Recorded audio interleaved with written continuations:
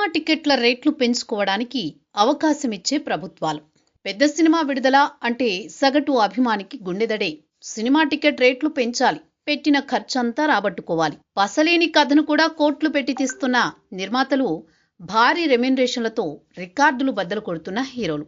సగటు సినిమా అభిమానిపై భారం మోపి ధరల మూత మోగించడమే ప్రభుత్వాలు ఒప్పుకోకున్నా, కోర్టులు చివాట్లు వేస్తున్నా తగ్గేదేలే. పోనీ అందులో సినీ కార్మికులకేమైనా లాభముందా అంటే అది లేదు.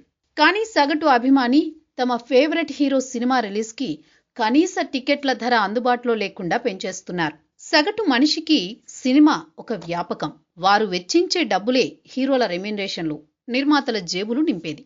సినిమా టికెట్లకు కనీస ధర నిర్ణయం అన్ని సినిమాలకు వర్తించదా? ఎవరి బడ్జెట్ను బట్టి వారు ధరలు నిర్ణయించుకుంటారా?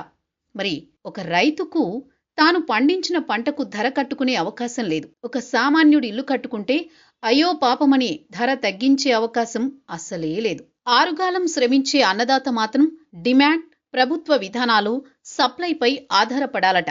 పేద మధ్యతరగతికి లేని వెసులుబాట్లు, రాయితీలు సినిమాకు మాత్రం ఎందుకు? ఉద్యోగులకు డిఏలు పెంచడానికి ఆలోచించే ప్రభుత్వాలకు టికెట్ల ధరలపై అంత మమకారం ఎందుకు? బలవంతుడు పేదోడి కష్టాన్ని దోచుకునే ఈ సమాజంలో ఇలాంటి విపరీతాలకు అడ్డే లేదా?